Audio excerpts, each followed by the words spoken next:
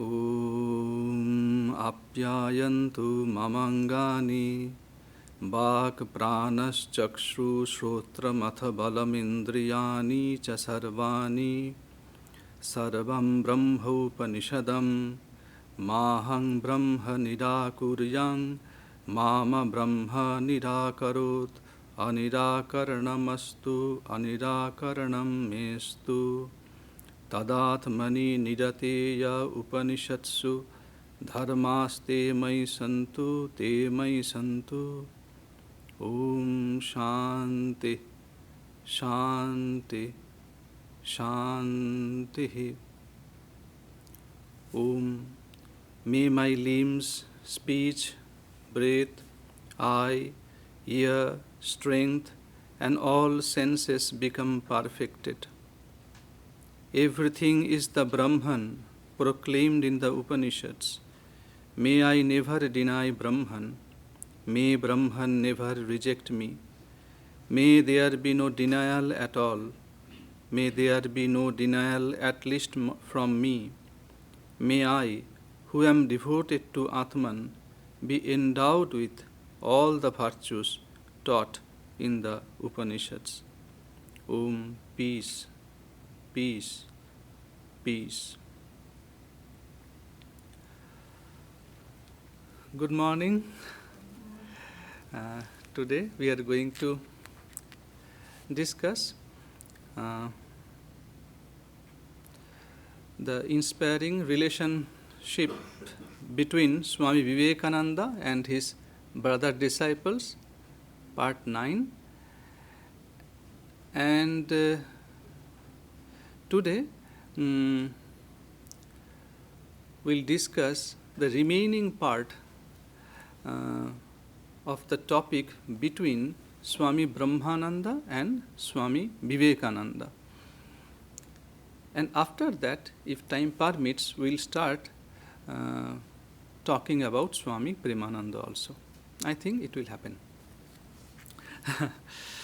So, while speaking of Sri Ramakrishna's monastic disciples, Swamiji once said to one of his own, know them to be part of the spiritual body of Sri Ramakrishna. Don't think they are like an ordinary saint, ordinary person. They are the associates of the great incarnation, the avatar. There is a difference between saints, normal saints, and these people who come with the God himself.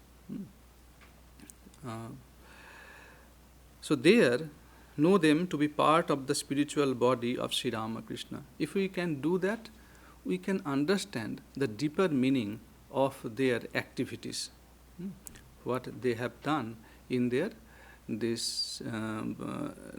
play when they were in this mortal world. Whatever they have done, that deeper significance. Otherwise, there will be a lot of mistake. That we have seen, that we have read already. Many biographers, they wrote on the various topics on their life. Especially, it is important about the later part of our discussion when we discuss about Swami Premananda, then probably someday Swami Yogananda, Swami Adbhutananda. Okay, so it would tell Swamiji, know them to be part of the spiritual body of Sri Ramakrishna, who was the embodiment of infinite religious ideas. I look upon them with that eye. See, for instance, Brahmananda, who is here, even I have not the spirituality which he has. Sri Ramakrishna looked upon him as his mind-born son, and he lived and worked, ate and took rest with him.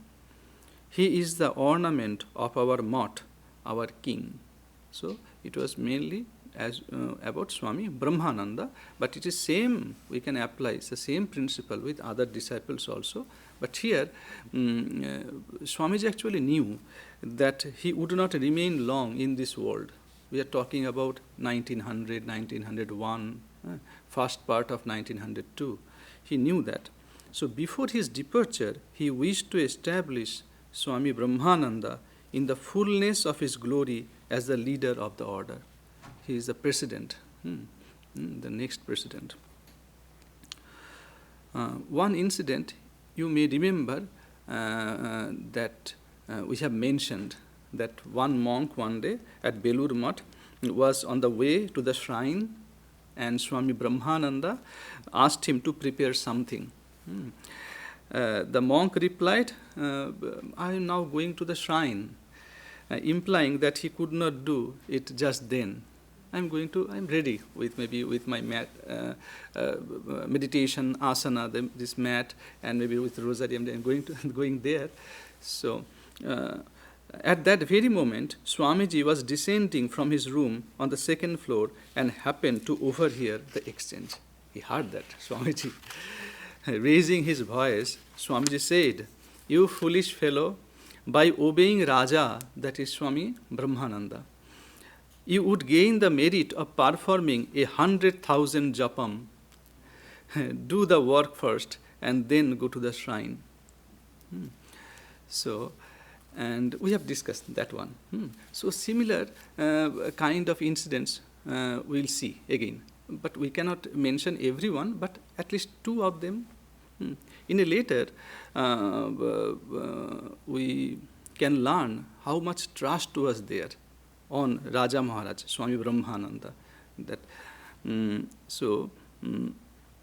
Nivedita once sought Swamiji's guidance. Swamiji means Swami Vivekananda.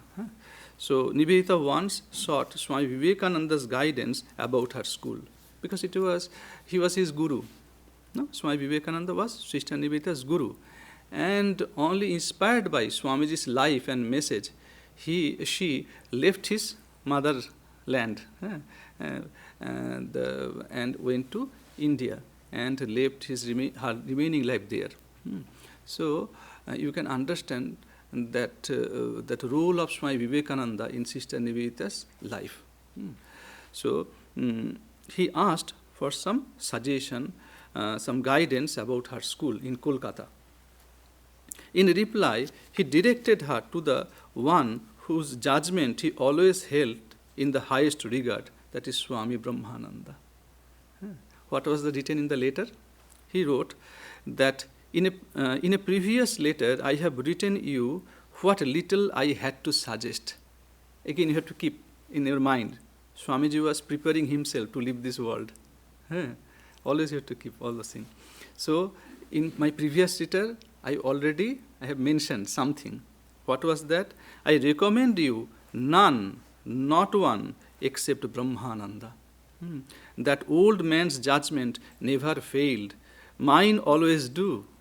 Being Guru, you see, Swami's greatness, you can understand.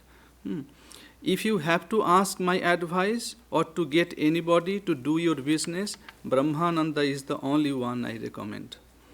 None else. With this, my conscience is clear.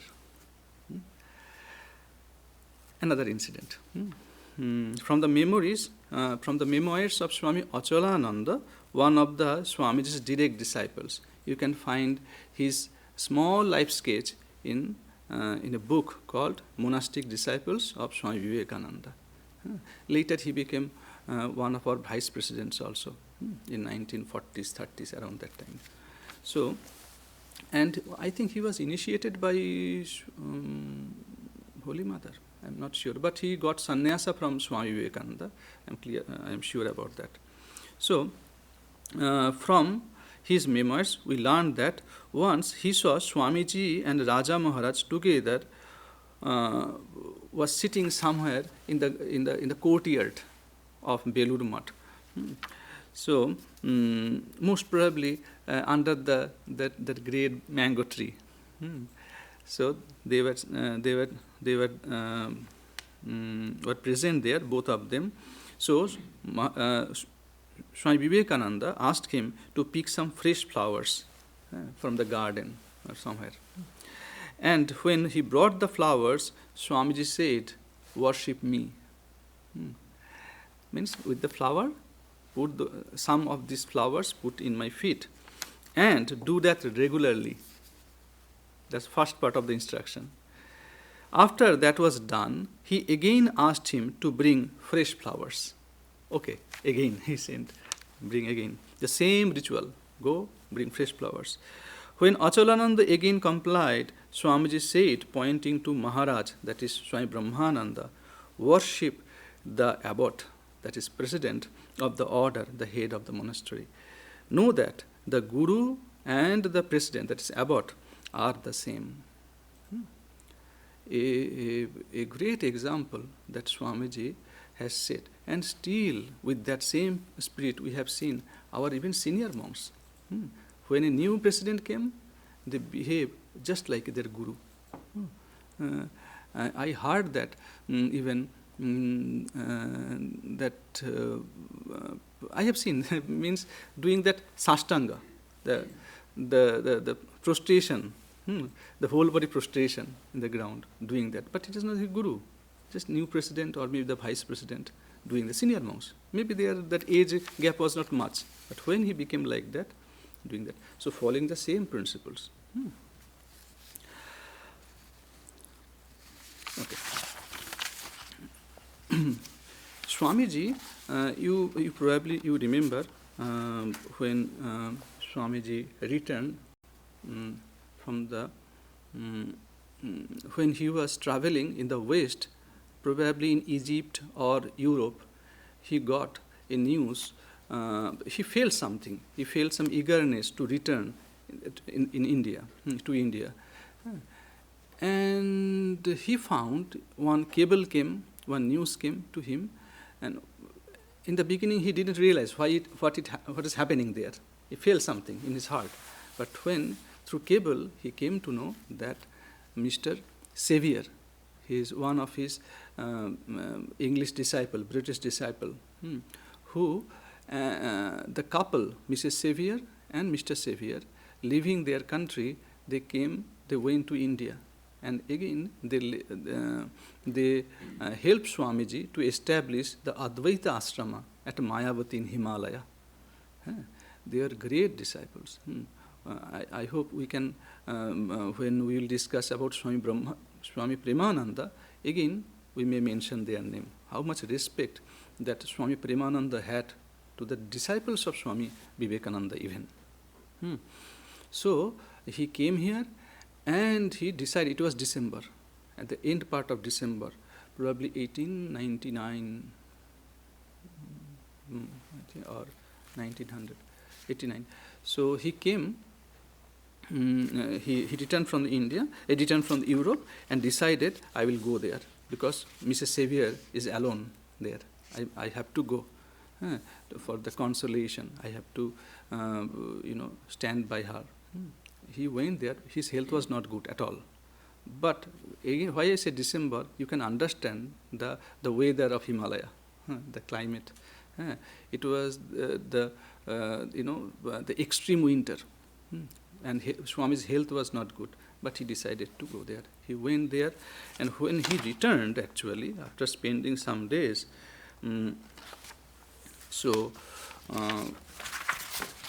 his old disease, that symptoms of disease, asthma, it again returned, and with that,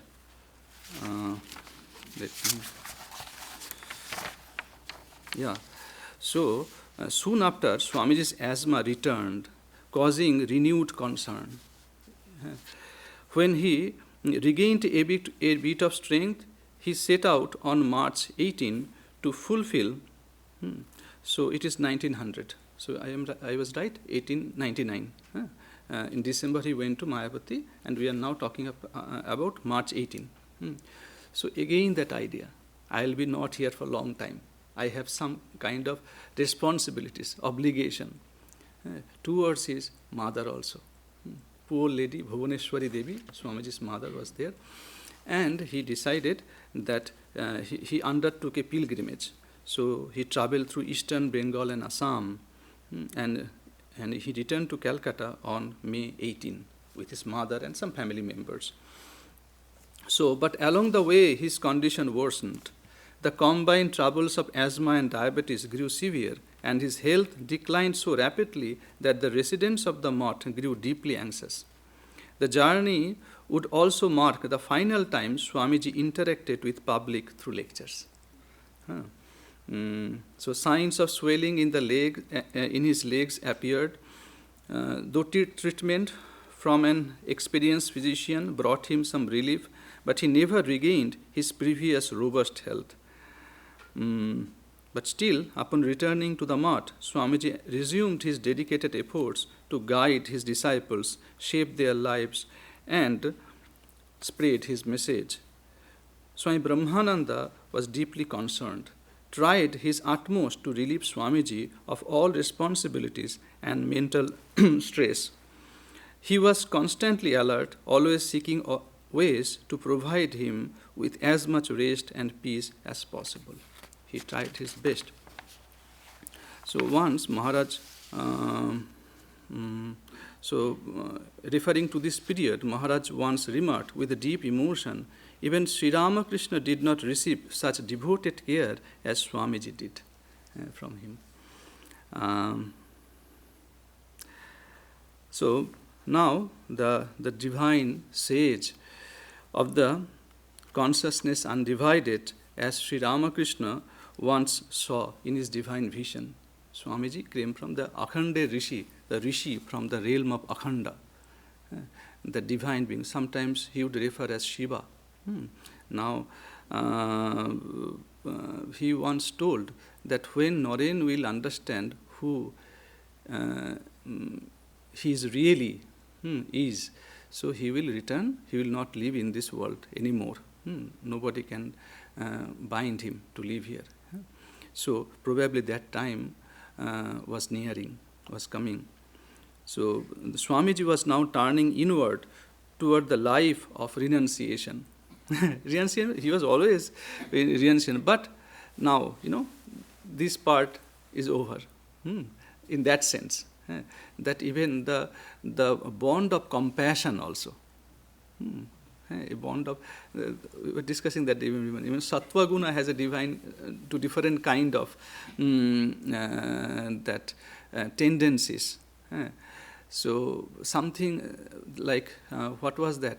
Shaucha, Santosha, the purity, contentment, it is that part of that. And another part is there, like truthfulness, compassion. It pushes you to do something. Be truthful. It pushes you. Some connection with the society is there from the outer world. That part. Compassion. When we talk about compassion, must be compassion towards whom? So action with compassion, with truthfulness, some sense of action is there. But other part of sattva guna, like purity, purity and contentment, it is like that, the stillness of your mind. It shows the stillness of your mind. So when we are talking about this kind of renunciation, the stillness of mind, more. With that sense. But very difficult to, when we talk about these personalities like Swami Vivekananda, very difficult to make one understand. You have to understand yourself. So one day he expressed a longing. Probably you can, when you read some letters of Swami Vivekananda that was written to especially Miss Josephine MacLeod. Again I became the little boy of Dakshineshwar. Sri Ramakrishna is calling. So that kind of mood you can see there. So one day he expressed a longing to live like a traditional monk, sustaining himself with madhukari, that is food received by alms.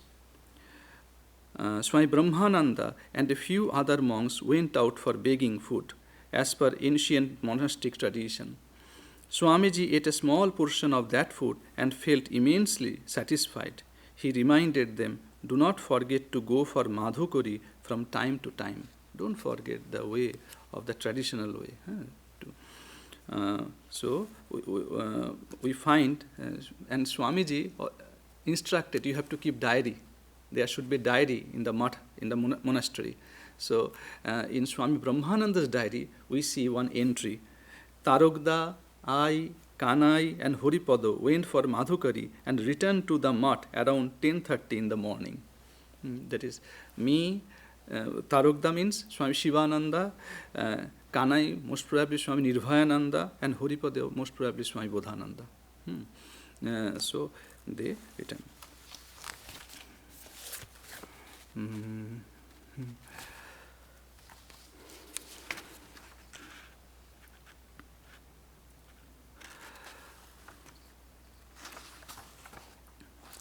So one day he called Swami Brahmananda and told, "This time I will see things through one way or another."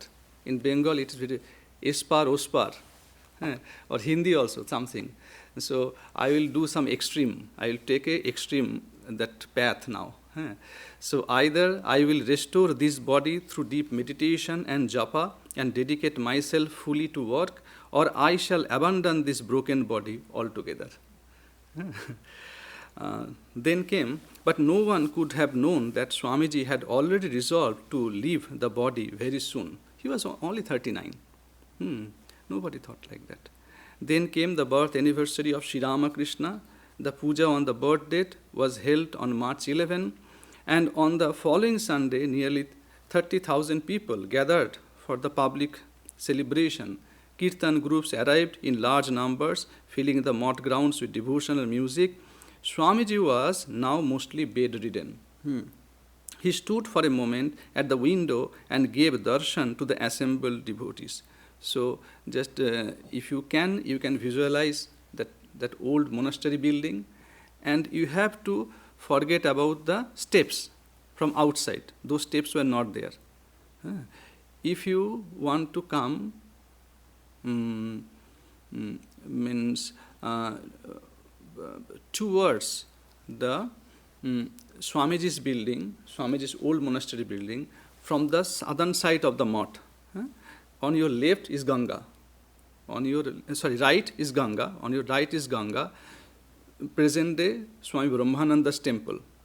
Keeping all those things on your right and Ganga, that road is there, narrow lane is there. If you go straight, you can see, that Swamiji's, that the room where he would live there. But nowadays, for the to help the visitors, we have built one steps. So you have to, if you try to visualize that scene, you have to remove that steps. So from those windows of the second floor, Swamiji could see. There is no obstruction for the steps. You can see the moat premises. So somehow he got up, and through the window he saw so many people were there present to celebrate that Sri Ramakrishna's birthday.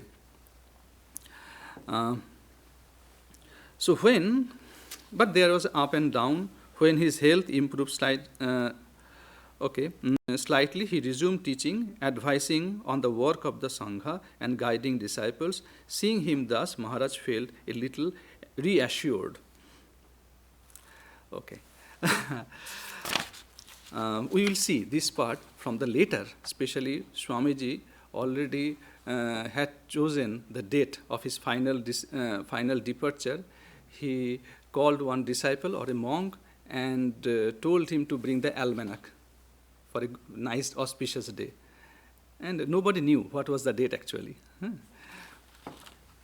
Swami Vivekananda shared a rare and deeply affectionate bond with Swami Brahmananda. Just he entrusted Rakhal, his pre-monastic name of Swami Brahmananda, just as he entrusted Rakhal, his beloved companion, with the heavy responsibility of running the monastery with complete confidence. Raja can do that. Raja, Rakhal, Swami Brahmananda, the same person. And just as he relied on him to look after his ever sorrowful mother in his absence, in the same way, he even reminded Rakhal.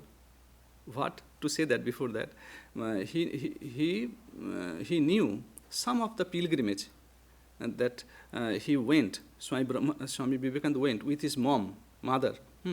But still, somebody must be there to look after her after Swamiji's demise. So he gave the responsibility also please look upon my mother also. And with that, he added, now the beauty. In a letter, you can see, in the same way, he even reminded Rakhal in his letters to take care of the goat he had reared at the mott. In Bengali, chagoltake dekhish. Chagol means goat. Please look after the goat also. And its name that Swamiji gave, Motru.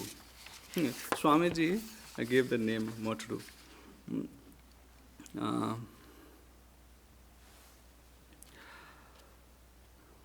Though we sometimes, when we compare between these two great personalities, we keep both of them side by side. Very interesting, some interesting fact we can see. One was a born leader, a colorful world mover. If in your life of Swami Vivekananda you read so many stories, so many incidents, so many up and downs, many things you can see. The biographers got a lot of material to write something about Swami Vivekananda. So many things that. While the other, now if you think about Swami Brahmananda, he was a quiet powerhouse who preferred to labor in silence. Character. About that message, one proclaimed his message with forcefulness and certitude, while the other touched lives through humility and compassion.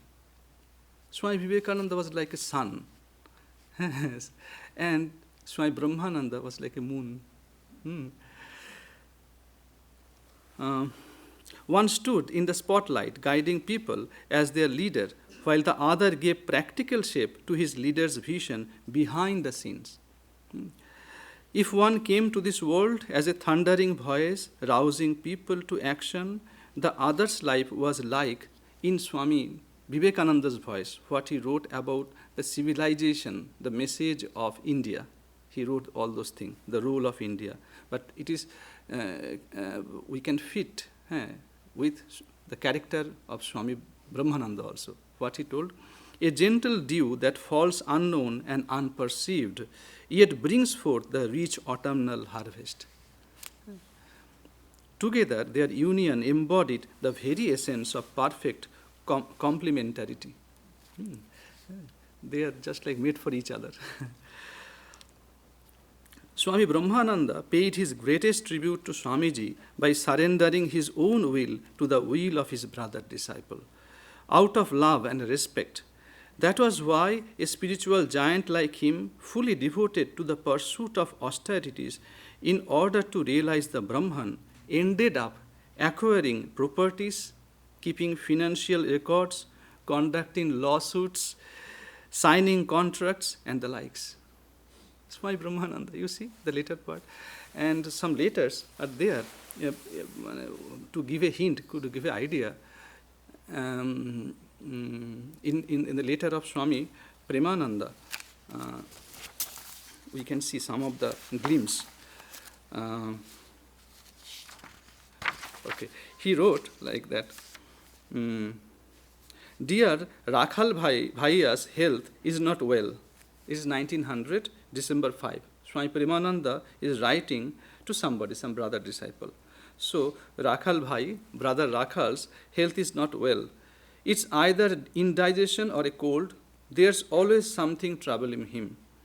He deeply wants and needs to travel somewhere, but there's no way he can because of the ongoing court case. Ongoing court case means the local municipality, we call Bali municipality. So they imposed a significant tax on the monastery's land, asserting that Ramakrishna Math was not a religious institution and therefore not exempt from taxation. They told it's a garden house of funny kind of, or Narendranath Datta, that pre-monastic name of Swami Vivekananda.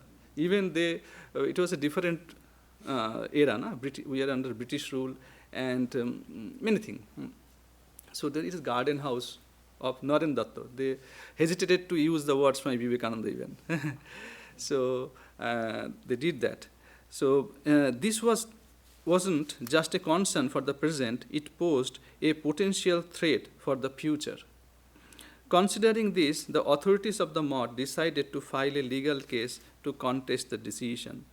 So from the entries in the Mott's diary, we learned how personally involved Maharaj was in handling the case. He visited lawyers' houses, traveled to the Howrah court, the local place, Howrah court, and even to the Calcutta High Court as the legal proceedings unfolded. So many things. So that is the thing. That's why Swami Premananda is writing, he deeply wants and needs to travel somewhere for a change. But there's no way he can because of the ongoing court case. The moment any suitable opportunity arises, the municipality starts another round of legal trouble. This time they have imposed a tax of almost 207 rupees. We have argued that Mott is a public place of worship and thus should not be taxed, hence the lawsuit. The case is currently underway in Hooghly, and Rakhal is extremely preoccupied and anxious about it.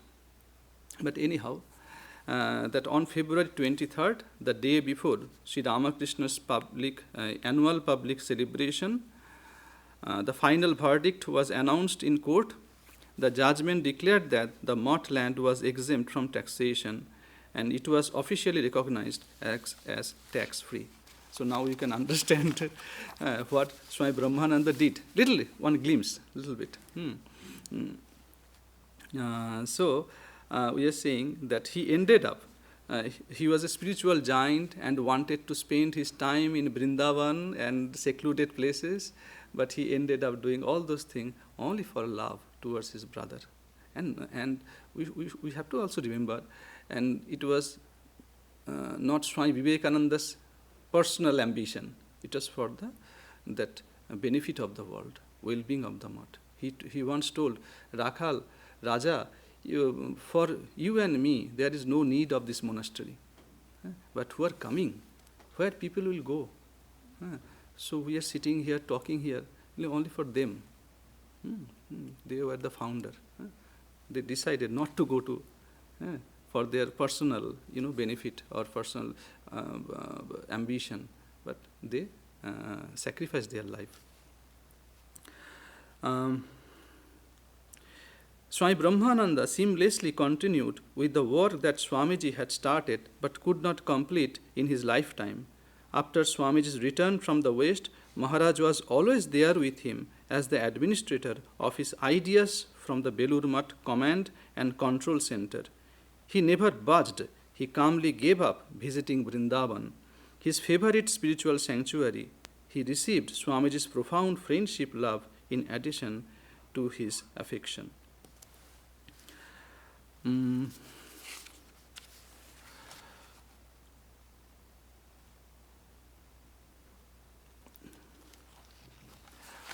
Swamiji's, there is a favorite place of Swami Vivekananda. That is in the southeast corner of the monastery grounds. Again, if you go there you will see one temple standing there. So it was in the southeast corner of the monastery grounds by the bank of Ganga stood a cluster of bel and deodar trees. You can see those deodar trees still they are standing. Only we have these 3-4 old friends. That's mango tree and these deodar trees. They are standing there from the very beginning of the monastery. So the spot was especially dear to Swamiji. He would often walk there joyfully with evident delight. One day, while strolling there, he said to Raja Maharaj, that is Swami Brahmananda, Raja, can you give me a little place here? Same thing he told once Premanandaji, and Saradanandaji also has some connection with that. We may discuss when we talk about their life. So he told, can you give me a little place there? That place I like. So Raja Maharaj replied at once, brother, everything here is yours. What need is there to give you space again? But Swamiji's thought was different. Since the monastery had been placed in a trust through a deed in the names of all, he no longer considered it his own. To legal process, he already renounced everything in the name of the brother disciples. So it does not belong to me. Therefore, he felt that nothing could be done in that place without the consent of the trustees. It happened like that. Shankari Prasad Basu, he wrote very beautifully when he ended up discussing about these two brother disciples very nicely. It was in Bengali, but translation would go like this probably. Then came the days at Belur Math. He summarized the time span. Means after Alambazar Math, so now you can understand. After Alambazar Math, then came the days at Belur Math. One day, Swamiji arranged a grand offering of food with 16 different delicacies.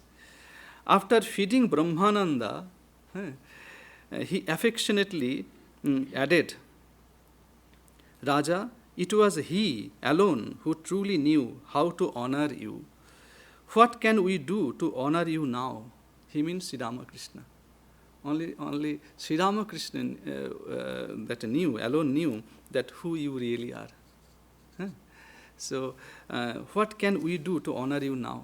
So, with loving care, he fed Swami Brahmananda. One day it happened. On another occasion, though Swamiji was gravely ill, he somehow gathered his strength, came out of his room, and sat down in the outer hall. Everyone was anxious. He was almost bedridden. But he came down from his room and sat in the outer hall. Girish Babu was there. Girish Babu, Girish Chandra Ghosh.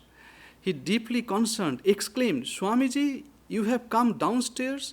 You are so unwell? Swamiji smiled and replied, what to do, tell me. Each time I opened my eyes, while lying down, I saw Raja sitting there, Swami Brahmananda. His face drooping like an owl's. Seeing that look on his face, I simply couldn't lie still any longer. I thought, if I get up and walk about a little, perhaps a smile will return to Raja's face. You see? Unfathomable love. And we talk, many times we criticize them, we talk, no, they are from different world. Then, pretending to be angry, he said with mock irritation, that rascal Raja wants to keep me bedridden. And for Vivekananda also, Brahmananda was ready to do everything, anything. Vivekananda, that we mentioned already. Vivekananda held that food obtained by begging Madhukari is sacred. So Brahmananda himself went out, begged alms, and lovingly served that food to Swamiji. When Vivekananda organized the worship of Goddess Durga at the Math, on the day of Vijaya, the day of farewell, Brahmananda boarded the boat with the image of the goddess. Lost in divine ecstasy, he began to dance gracefully to the rhythm of the drums and cymbals. From afar, on the veranda of the monastery, the ailing Swamiji stood motionless, gazing at him with rapt, unblinking eyes full of wonder. You have to visualize. This is a gift from our, our ancestors, our senior brothers. They recorded and presented to us to meditate upon. Brahmananda too, on the other day, would watch Swamiji playing with his beloved pets, running about with childlike delight. Because, he had some pets. So those are the ways to bring down their mind. Bring down the mind. So it is not like, maybe sometimes it is not for, don't think like for lonely, something, it's for to bring down their mind. There is no other. So Brahmananda, in a Shankari Prasad Basu, the writer, continued. And Brahmananda would see, what he would see? Swamiji is playing with that, one swan was there, one that goat was there, to playing with all those, one dog was there. And Swami Akhandananda, when he saw that, it reminded him of Krishna, how he would play with the cows, little cows. So they are playing. But once, that there was a mock irritation, quarrel also. means what would happen. But once, what was this? Swamiji's pet goat, Motru, had wandered into Brahmananda's garden and eaten up his flower plants. What an outrage! Absolutely intolerable. So it is Shankari Prasad Bose language. So, Noren, I am warning you for the last time, control that wretched goat of yours. Oh, come now, Rakhal, Swamiji replied with a playful smile. What if your silly flower plants are gone? Does it matter whether they stay or not? So that was their Leela. He wrote, Leela, Leela, it's all divine play. But one day, the play ended. Friend, brother Noren, Vivekananda, my Vivekananda, would open his eyes no more. Throwing himself upon the lifeless body of Vivekananda, Brahmananda wept uncontrollably, his cries echoing through the air. It was 4th July of 1902. The day of Swamiji's Mahasamadhi, that day, Brahmananda was at Balaram Bose's house in Calcutta. Swamiji had sent him and Saradananda there earlier on some business. It was probably that we like to believe that. Swamiji's love for them that had prompted him to keep the two brother monks away from the Belur Math on purpose that day. He could not bear the thought of having them around at the time of his departure from this mortal world. I cannot do that if they are staying around me. Probably. It is way of, we love to think that way. Intentionally. Every day they were present there. But why? What happened that day? We have to remember, Udbodhan house was not there that time. So in Bagbajar, because Saradananda also would live in the monastery.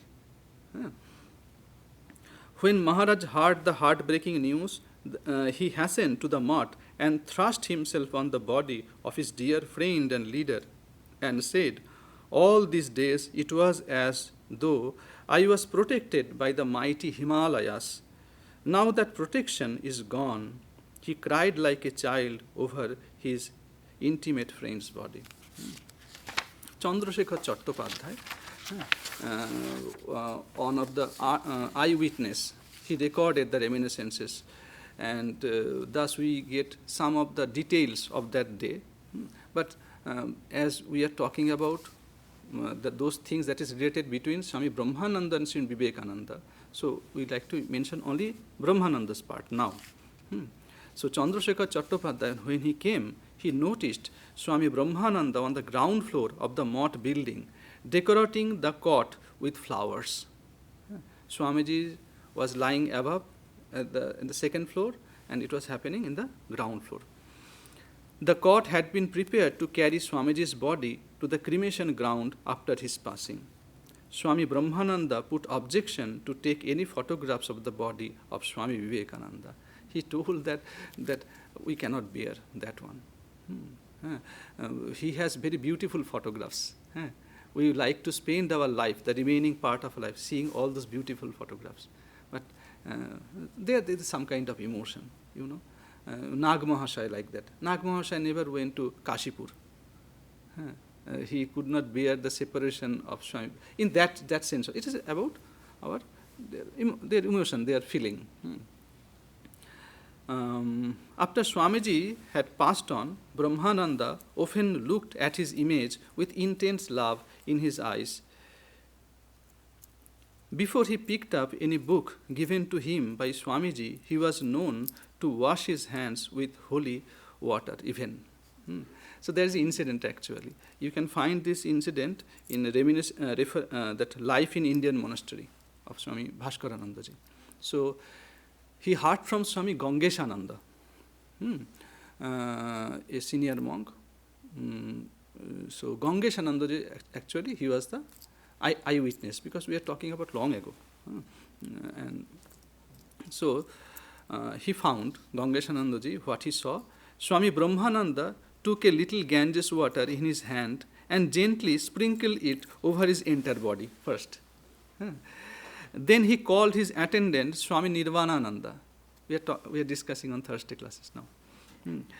And pointed towards a book kept in the almirah, asking him to bring it. So there is a book, please bring it for me.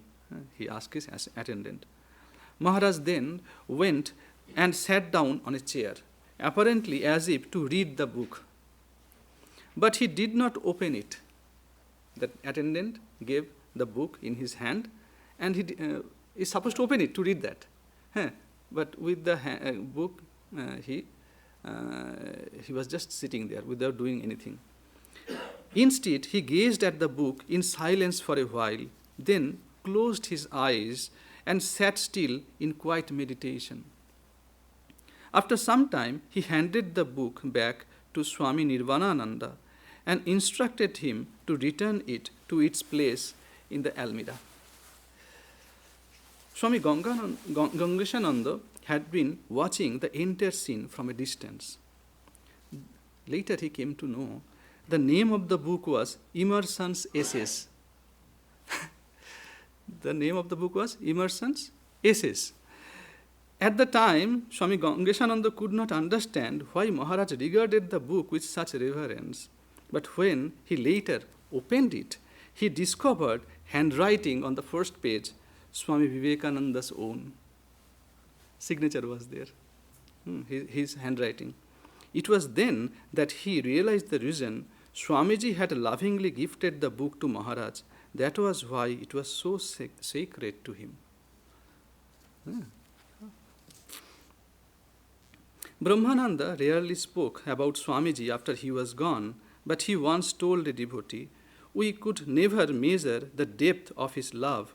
Everything he did impelled by love.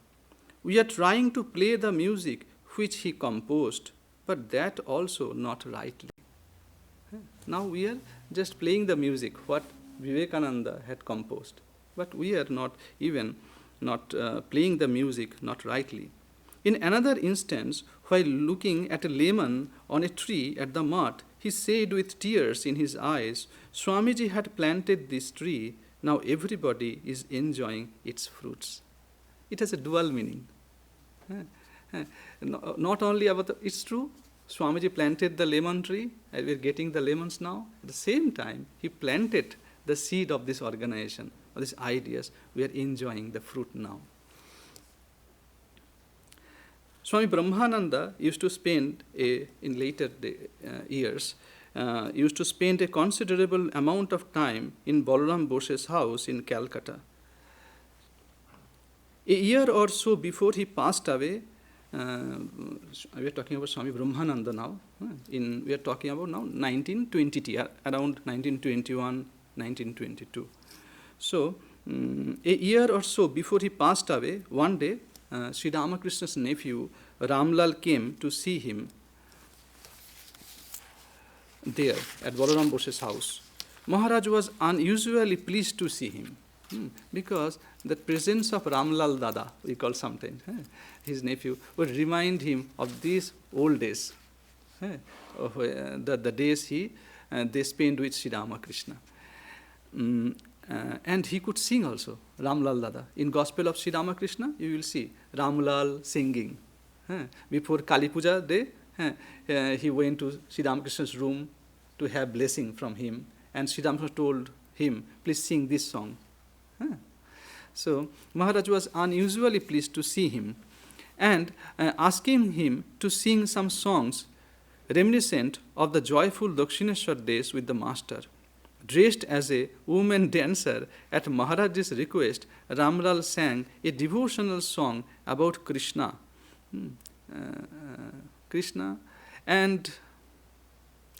The song started with a plea to Krishna to go back to his kingdom, Braja. What was the subject matter of the song? Krishna now is in Mathura, acting as a kingsman, kind of thing, there, all in the king's court, or maybe acting as a king. So from somebody in that song, somebody from Vrindavan, from the Braja, another name of Vrindavan, somebody came and through that song is requesting Krishna, many days you didn't visit our Braja, Vrindavan. Please come and see us. Now, Swami Brahmananda, who know little bit about him, you have probably remember, he has a special connection with the avatar when Krishna came as an avatar.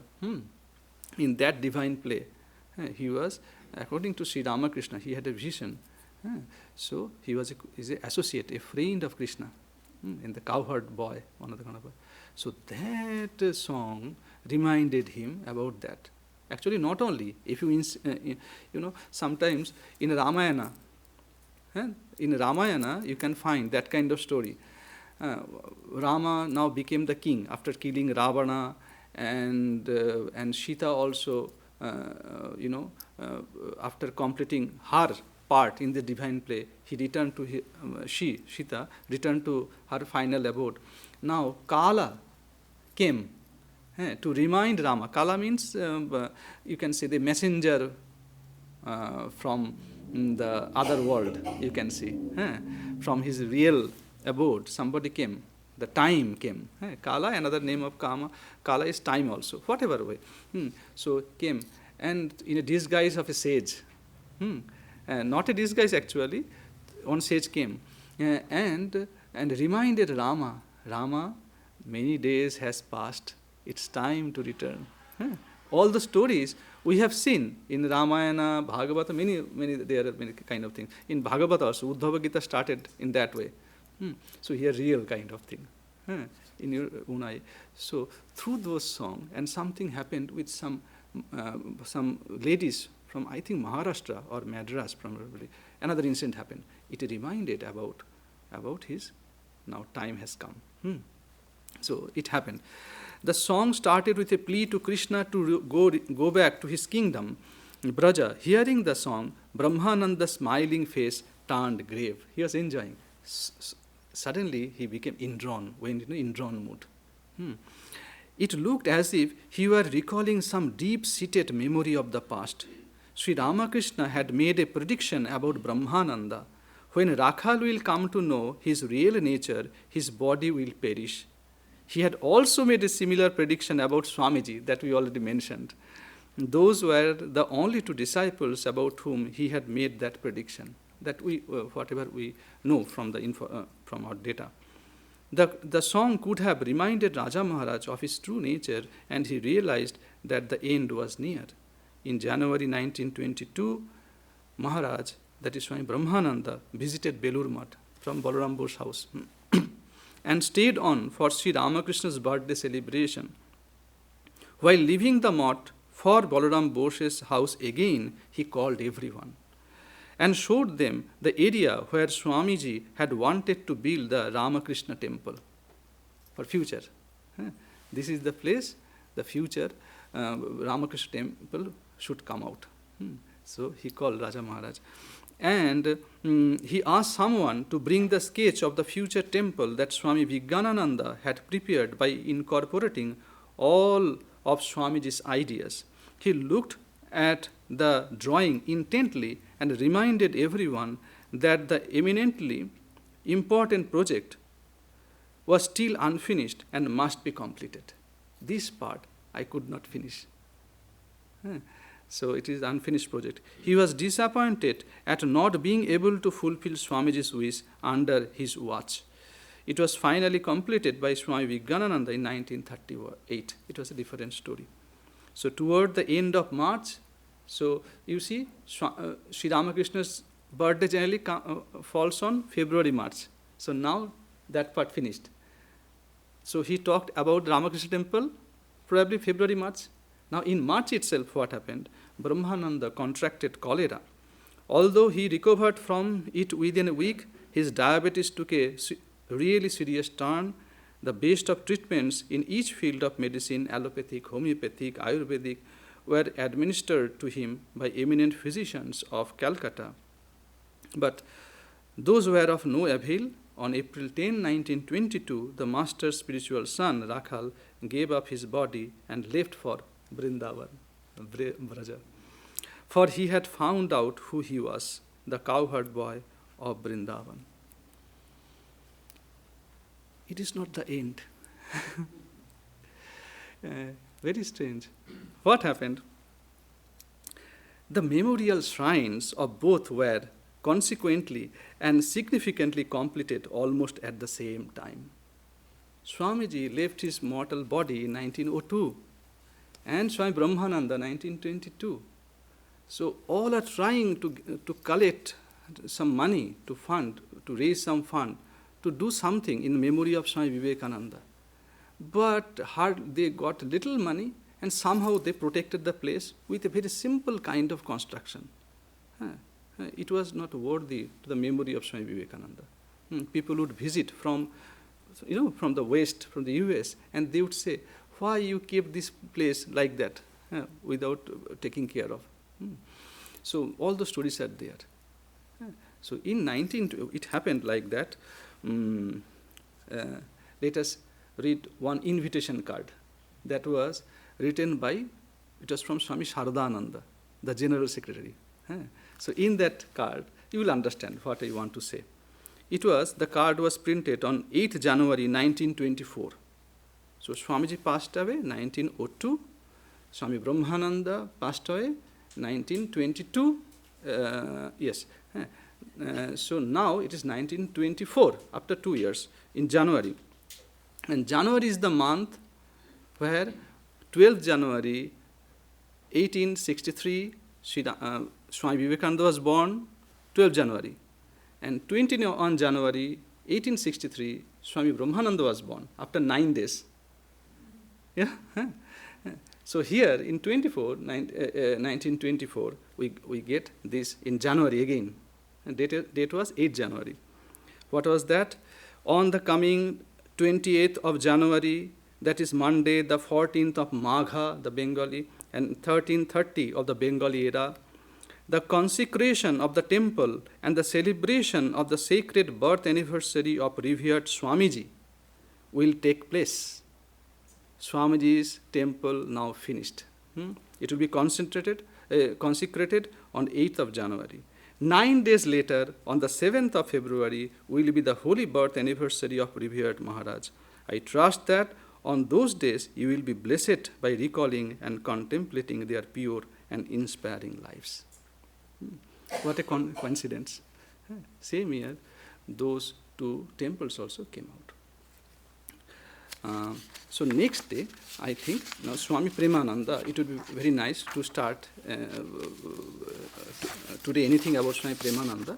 Let us conclude here, and maybe next discussion we'll start talking about the relationship, the bond between Swami Vivekananda and Swami Premananda.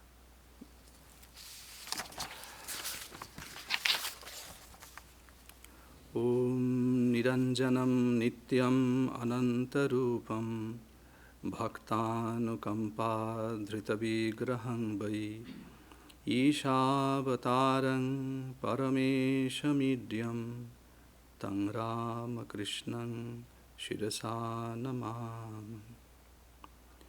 Salutation to Sri Ramakrishna, the incarnation of the Supreme Lord, who is worshipped by all and is the perfect embodiment of the eternal truth, manifesting in various forms to guide and help mankind. Om, peace, peace, peace.